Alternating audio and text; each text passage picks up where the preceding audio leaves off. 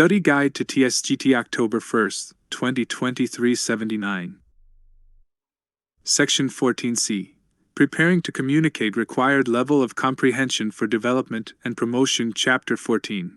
Developing Self-SSGT TSGT MSGT SMSGT CMSGT Section 14C. Preparing to Communicate BBCCC. 14.13. Communicating Intent. Like many things, good communication requires preparation. Preparation is the most important aspect, and sometimes the time best spent, with regard to good communication.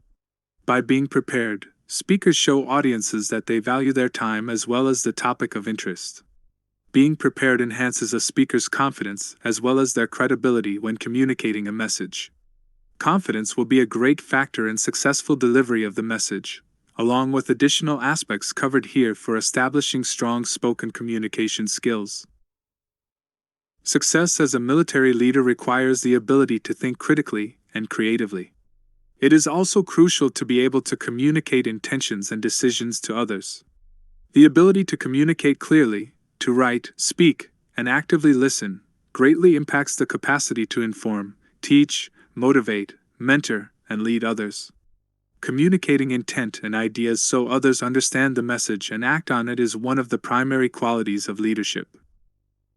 14.14. Principles of Effective Communication. Communication requires a combination of the appropriate quality and quantity of information sharing. While communication can be broken into three parts: the sender, the message, and the audience, for communication to be successful, the audience must not only receive the message, but they must interpret the message the way the sender intended. This section addresses 5 core principles of communication: focused, organized, clear, understanding, and supported focus. Focused. Being focused means understanding what the issue is, considering all aspects of the issue, and not straying from the issue. Address the issue, the whole issue, and nothing but the issue. Organized. Good organization means presenting information in a logical, systematic manner. When information is not well organized, audiences may become confused, impatient, or inattentive. Even if you are providing useful, relevant information, the importance of your message may be lost to the audience if it is disorganized. Clear. Communicate with clarity and make each word count. Clear communication occurs when the sender is able to properly articulate and formulate the message to the audience. To communicate clearly, be sure to understand the proper pronunciation of words and how to assemble and punctuate sentences. Also, clear communication often requires getting to the point. Understanding. Understand your audience and its expectations. Understanding the audience's current knowledge, views, and level of interest regarding a topic helps when sharing ideas with others. Understanding expectations of format and length of response, due date, level of formality, and any staffing requirements helps when responding to a request for information. Supported. Be sure to support your communication with information that substantiates your position, but does not bring the audience to question your message. Nothing cripples a clearly written, properly punctuated paper quicker than implied data or a distorted argument. Support and logic should be used to build credibility and trust with your audience. Study Guide to Tsgt October 1st, 2023 80. 14.15. 7 Steps for Effective Communication. As indicated in AFH 33 to 337, the 7 steps for effective communication are fundamental to good speaking and writing skills. The first 4 steps lay the groundwork for the drafting process of effective communication. Steps 5 through 7 are where the communication takes the form of a well-prepared message. The 7 steps for effective communication and a brief explanation of what they entail are provided here. 1. Analyze purpose and audience. Be clear on your purpose and know and understand your audience when preparing to communicate your message. This is often accomplished by determining what your message is and why you are communicating it to your audience. In this step, you will want to ask yourself, is your purpose for communicating to direct, inform, persuade, or inspire? Once you know your intent, you can design your message around your purpose statement or the intent you have in mind. 2. Research your topic. Be resourceful and informed when preparing to communicate your message. There may be experts in your workplace who you can talk to for insights and advice on researching your topic. Also, information is at our fingertips, so consider what you know and what you don't know, and gather data that is pertinent and relevant to your topic. AFH 33 to 337, Chapter 4, provides a comprehensive list of online sources, websites, and databases that will prove to be very helpful in gathering information for your topic. You may find it valuable to save many of the links as favorites in your web browser for quick access. 3. Support your ideas. Be sure to strengthen your communication by providing information that will support your message. There are a number of ways you can develop a strong message in your communication. It is essential to choose the methods that best enhance your credibility and portray your argument as valid and reliable. Depending on your message and your audience, you may choose to reinforce your position on an issue through evidence using definitions, examples, testimony, or statistics. Focus your approach using trustworthy, accurate, precise, relevant, and sufficient evidence that will support your ideas and gain the trust of your audience. 4. Organize and outline. Be organized and purposeful in your approach to communicating your message. There are several ways to organize information. You will want to choose the one that allows your message to reach the audience in the best manner possible. There are several patterns available in AFH 33 to 337, Chapter 6. The pattern you choose will depend greatly on whether your intent is to direct, inform, persuade, or inspire. You may find that your topic is best presented chronologically, using an approach that covers pertinent information in a time-ordered sequence. Or you may decide that a sequential approach is most appropriate that presents your information in a step-by-step manner. 5. Draft. Be willing to get your thoughts into a draft product. Your draft is just the beginning of formulating your communication into an organized, outlined, purposeful manner. It will not be perfect. As long as you follow the basic structure of having an introduction, body, and conclusion, you will have a template to work with while you sharpen your message, develop your thoughts, and clarify your approach. Keep in mind the structure of your communication and consider including key aspects, such as reaching your audience, following format, and ensuring your message flows with transitions between main points or main ideas. Your efforts will never be a waste of time as long as you remember that your draft is the essential step toward creating your final product. AFH 33 to 337, Chapter 7, provides several suggestions and examples of how to develop a draft of your message using recommended structure, verbiage, and phrases. Study Guide to Tsgt October 1, 2023 81. 6. Edit. Following the first 5 steps of the effective communication process will set you up for success, but it will not guarantee a perfect product, and you should not expect your draft to be. That is what steps 6 and 7 are for. Have your draft written early enough to give yourself time to take a break before looking it over through an editing lens. This will allow you to edit with fresh eyes.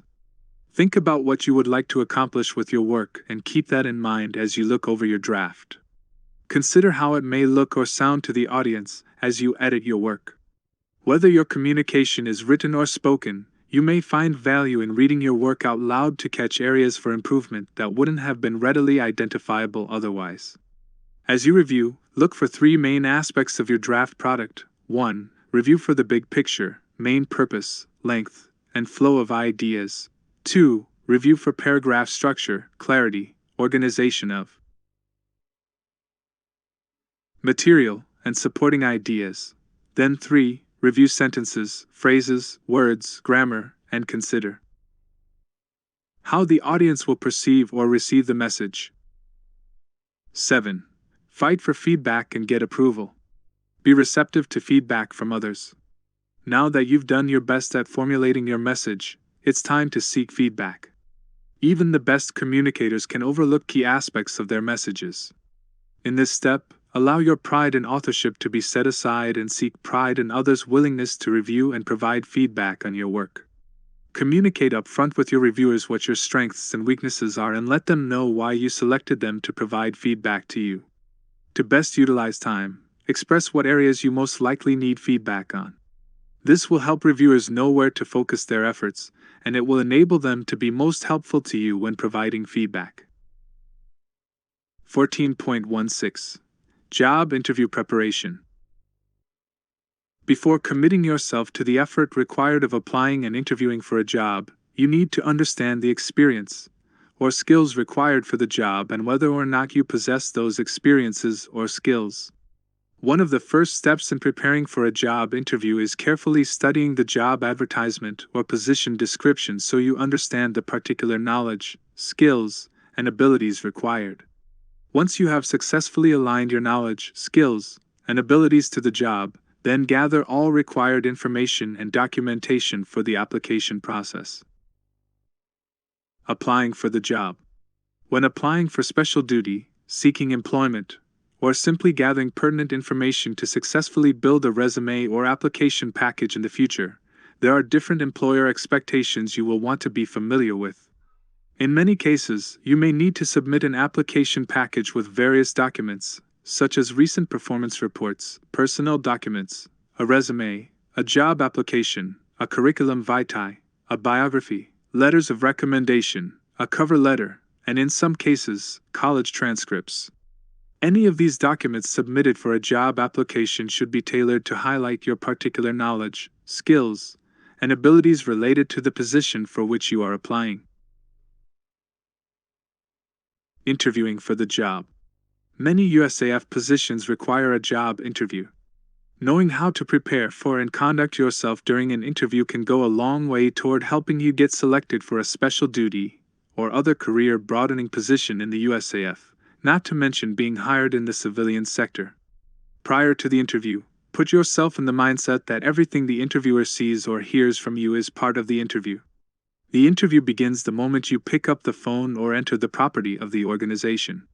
Think about how you will be perceived, how you will enter the conversation, how you will ask and answer questions, and anything else you think will occur before, during, or after the interview. If you are having a phone interview, ensure you will be in an environment where you can solely focus on the interview. Study Guide to Tsgt October 1st, 2023 82. It is a good idea to research the mission and history of the hiring organization before the interview. The more you know about the organization, the better you will be at convincing potential employers that you care about the organization, as well as the job you're seeking. Information you can often find about the organization in advance might include who the commander and senior enlisted members of the organization are, how large the organization is, and what the mission and vision statements are. Interviewers expect candidates to ask intelligent, thoughtful questions concerning the organization and the nature of the work. The nature and quality of your questions will reveal your interest in the organization and the position you're seeking. When the interviewer asks if you have any questions or concerns about the job or the organization, be prepared with at least one or two things you'd like to talk about. If you submitted an application package prior to the interview, there is a strong possibility that you will be asked questions about the information you provided. Review all of the documents you submitted, keep the documents nearby during the interview, and be prepared to highlight examples of your skills or experiences relating to the strengths you can contribute to the job. Examples of areas to concentrate on are problem-solving skills, thoughts on organizational transformation, team-building skills, support for the organization's priorities, your leadership philosophy, your ability to adapt and work in fast-paced environments, and decision-making abilities. Also, be able to answer the following questions. Why should I hire you? How soon can you report? How will this change affect your family? What do you see as one of your biggest challenges with a job like this? Where do you see yourself in 2 to 3 years? Are there any issues to prevent you from accepting or performing in this position? Purpose of interviews. All job interviews are designed with one goal in mind: to find the right person for the right job. Employers may have to interview several individuals for a position, so keep your goal in mind and let the interviewers see what skills and experiences you can bring to the job. Also, not only are you interviewing for a job, you are interviewing the prospective employer to see if the job is right for you. Be sure you understand the conditions of the job and ask for clarification during the interview, if needed. It is important to determine whether you truly are interested in committing the next few years to the potential job or assignment. As the interview draws to a close, before the interview is over, take a brief opportunity to provide one or two main points that you want the interviewer to remember about you. In other words, have your walkaway points in mind so you end the interview on a positive note and re-emphasize your interest in the position. Post-interview actions. In some cases, it may be appropriate to follow up after an interview. A day or two after the interview, you may choose to send a short thank you note to the organization with which you interviewed to express your gratitude for the opportunity to interview for the job, restate your interest in the position, highlight any particularly noteworthy points, or address anything you wish to further clarify. Study Guide to Tsgt October 1st, 2023 83. 14.17 Meetings. Deciding how to communicate a message is important. If you have a message that can be sent clearly and accurately via email, that is one of the quickest forms of sending a message. If you need to send a message that requires an immediate response or might need clarification or elaboration that could be lost in translation through email, discussing the issue over the phone may be the best approach to take. If your message needs to involve multiple people or requires dialogue, sometimes on a recurring basis, you may need to have a face-to-face conversation. Meetings can be used to share information, solve problems, plan, brainstorm, or motivate. Whatever their purpose, you need to know some basics about conducting an effective meeting. A way to determine whether a meeting is the most appropriate method of communicating a message is to consider if you want to address a group about information, advice, concerns, problem solving, or decision making. Meetings allow for crosstalk to discuss these types of issues, whether within an organization or with outside agencies. Once you have decided that a meeting is the most appropriate method of communicating the message or issue, the next steps are to define the purpose of the meeting, decide who should be invited to participate or be a part of the conversation, decide where and when the meeting should occur, plan for capturing, recording, meeting information, send out an agenda so attendees can be prepared to discuss pertinent topics, and be flexible based on availability of attendees, information, or other considerations. Running the meeting requires that a few simple rules be followed, but not to the extent that the meetings are rigid, predictable, and non-productive. As long as you start and stay on time, follow the agenda, understand group dynamics, and follow up with well-formatted meeting minutes, your meeting will have a good foundation for success.